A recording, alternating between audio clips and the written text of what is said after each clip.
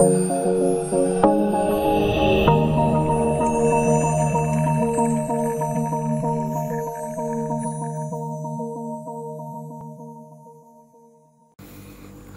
datang. Kembali kita masuk ke dalam mata kuliah rekayasa perangkat lunak. Pada pertemuan yang ke-7, saya masih membahas mengenai standar penilaian proses atau capability maturity model, di mana pada pertemuan sebelumnya saya membahas mengenai IT balance scorecard. Nah, untuk pertemuan kali ini saya akan membahas mengenai COBIT ya.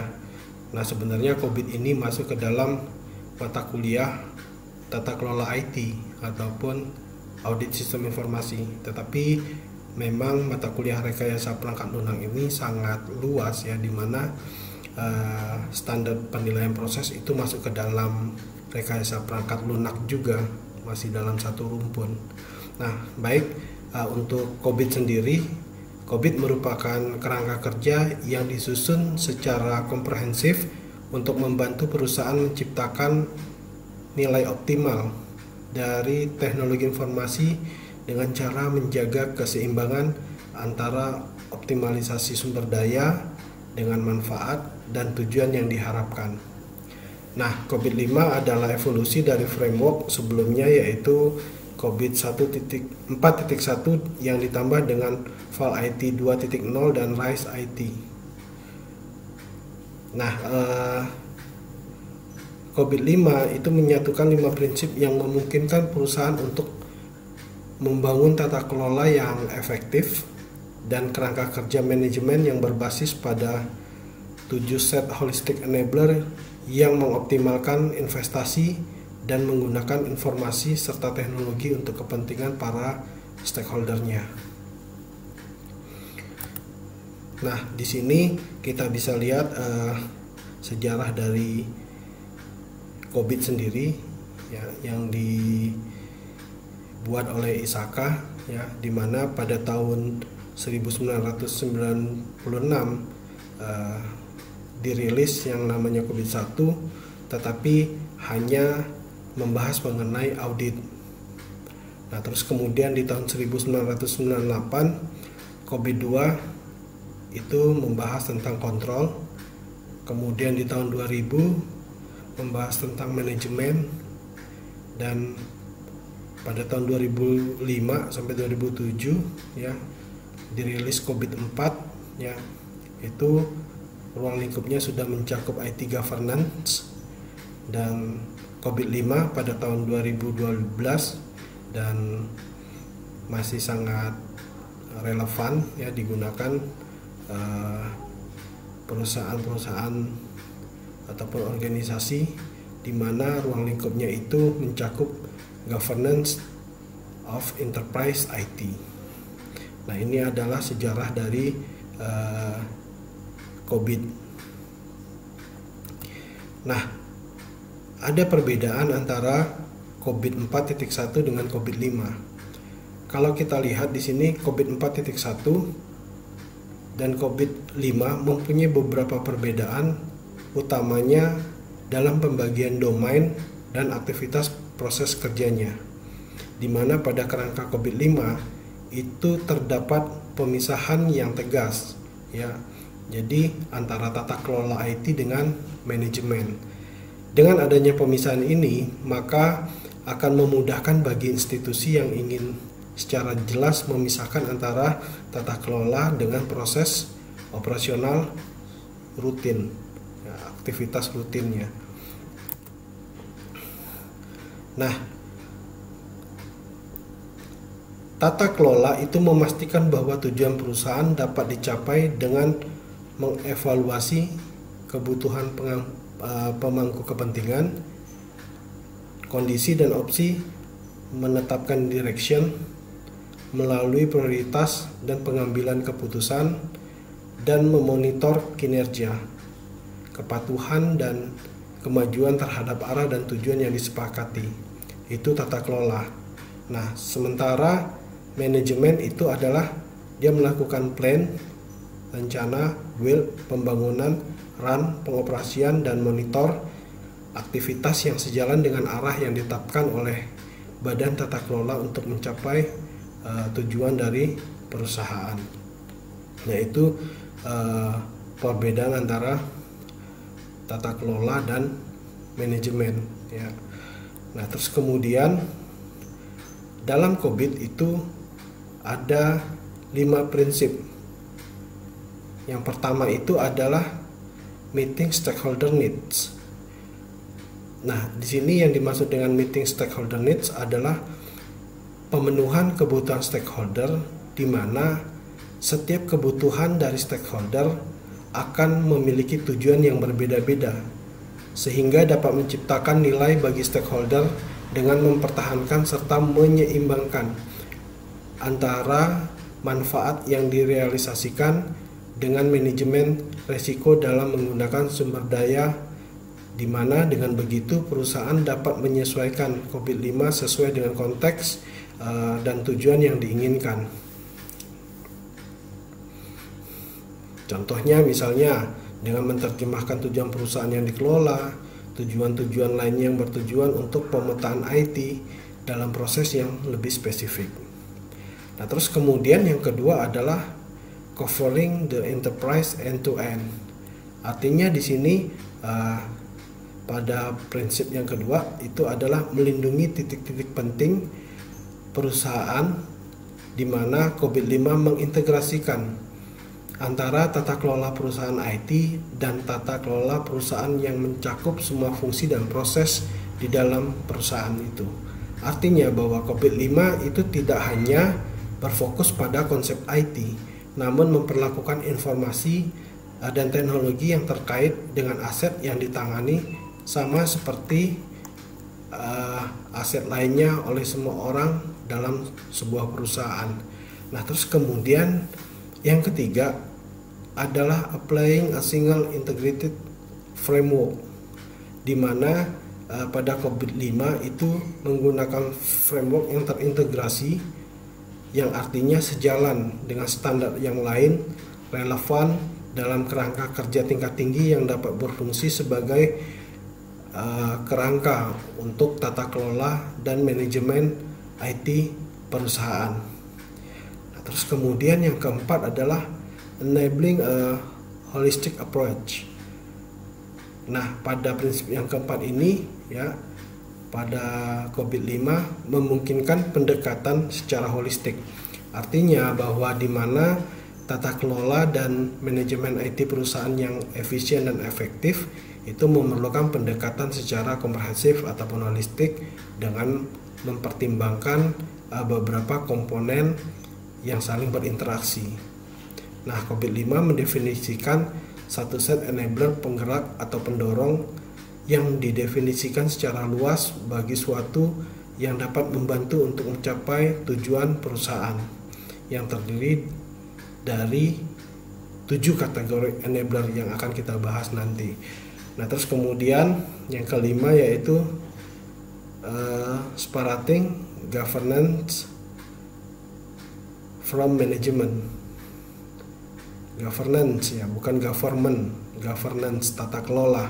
Nah, di sini COVID-5 memisahkan tata kelola dengan manajemen, yaitu membagi jelas antara keduanya, di mana kedua hal tersebut mencakup berbagai jenis kegiatan yang memerlukan struktur organisasi yang berbeda dan juga melayani tujuan yang berbeda.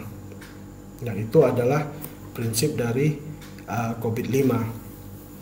Nah, terus kemudian kita bisa lihat di sini ada 7 enabler dari COVID-5. Nah, enabler itu sendiri apa? Enabler adalah faktor-faktor yang secara individual dan kolektif mempengaruhi fungsi dan kinerja dari sebuah objek. Namun pada kasus ini objeknya adalah manajemen sistem informasi dan teknologi yang ada pada sebuah perusahaan yang menggunakan kerangka kerja dari COVID-5. Nah, kita lihat satu persatu ya, 7 enabler dari COVID-5 ini. Yang pertama adalah principle, policy, and frameworks. Nah, yang dimaksud di sini adalah prinsip kebijakan dan kerangka kerja yang merupakan sarana untuk mendeskripsikan tingkah laku yang diinginkan dalam bentuk petunjuk praktek untuk pelaksanaan manajemen harian. Terus kemudian enabler yang kedua yaitu proses. Nah, proses itu menjelaskan kumpulan aktivitas yang terorganisasi dari praktek-praktek untuk mencapai tujuan yang telah ditentukan dan menghasilkan sekumpulan hasil ataupun output yang diharapkan. Nah, terus kemudian ada struktur organisasi yang ketiga, itu meliputi wewenang ataupun struktur pembuatan keputusan kunci dalam perusahaan. Nah, terus kemudian enabler yang keempat yaitu culture, ethnic, and behavior. Nah, di sini maksudnya adalah merupakan kebiasaan dari individu perusahaan yang terkadang dianggap sebagai faktor penghambat kesuksesan di dalam aktivitas tata kelola dan manajemen. Nah, terus kemudian yang kelima adalah information. Nah, informasi dibutuhkan untuk memastikan agar organisasi tetap berjalan dan dapat dikelola dengan baik, tetapi di tingkat operasional informasi seringnya digunakan sebagai hasil dari proses perusahaan itu. Nah, terus kemudian ada yang keenam ya, enabler yang keenam, services, infrastructure, and applications. Nah, maksudnya di sini perusahaan menyediakan layanan yang berhubungan dengan proses teknologi informasi yang berguna bagi perusahaan itu sendiri. Nah, terus kemudian yang ketujuh adalah people, skill, and competence. Nah, di sini adalah sumber daya manusia, ya, keahlian dan kompetensi yang dibutuhkan untuk menyelesaikan aktivitas operasional dan membuat keputusan yang tepat serta mengambil tindakan perbaikan yang nantinya berguna bagi organisasi ataupun perusahaan. Nah, di sini ya kita lihat bagaimana mengukur maturity level pada COVID-5. Nah, di sini COVID-5 mengadopsi prosesnya itu berdasarkan ISO ataupun IEC 15504-2. Nah, kalau kita lihat dari gambar ini ya, di sini walaupun ada terdapat 5 level, namun penilaiannya sangat berbeda dengan COVID 4.1. Terminologi yang digunakan tidak lagi proses maturity level ya, tetapi diubah menjadi proses capability level. Nah, di mana secara garis besar proses capability level itu dia memiliki dua dimensi ya, dua dimensi, di mana yang pertama kita sebut dengan dimensi proses, kemudian yang kedua kita sebut dengan dimensi capability. Nah, lebih detailnya kita bisa lihat ya di sini.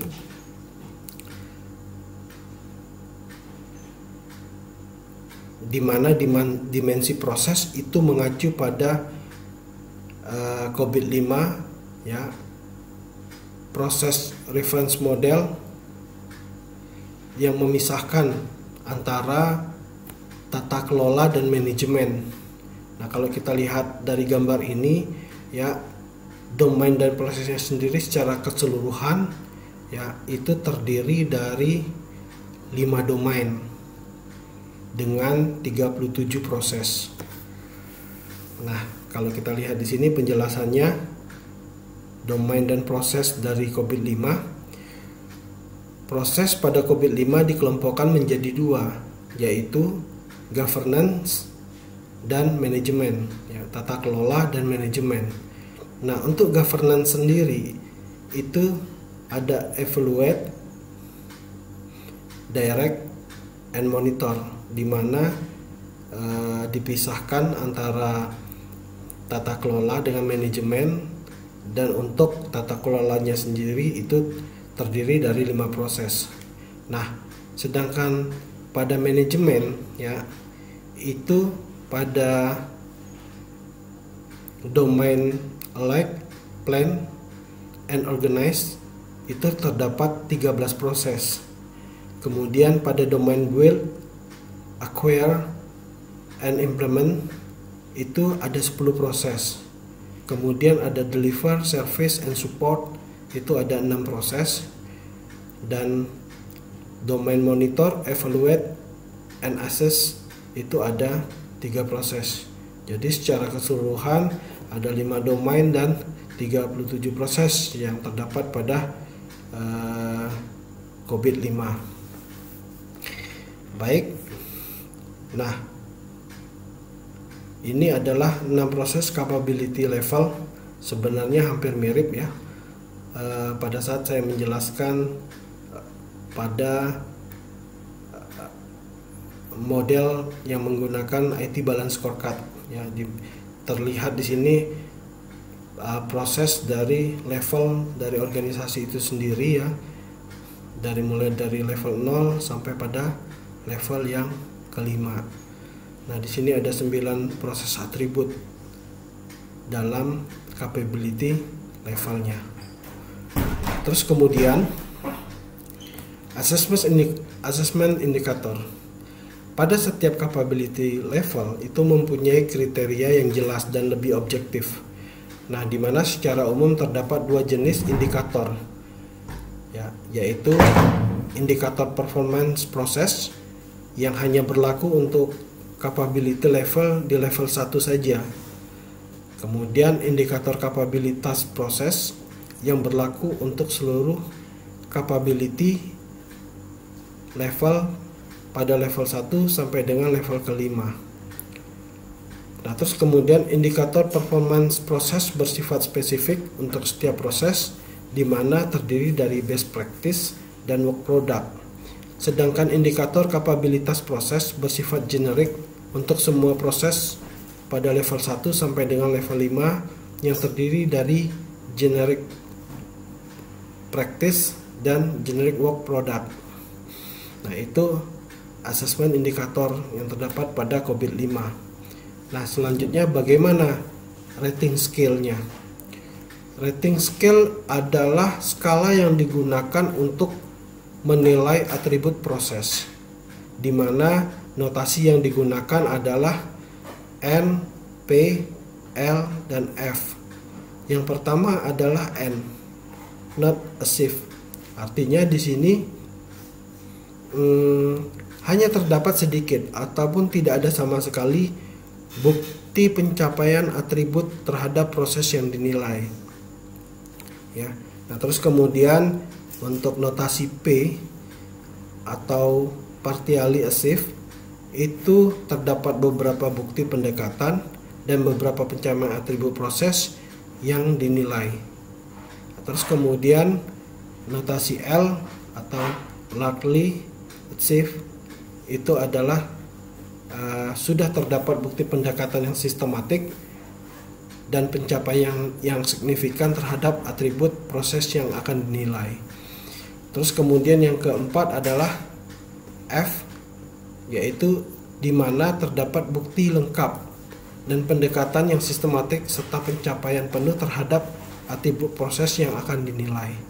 Nah, itu adalah rating scale ataupun skala yang digunakan untuk menilai atribut proses dalam COVID 5. Nah, bagaimana implementasinya? Kemudian bagaimana cara menggunakan COVID 5-nya?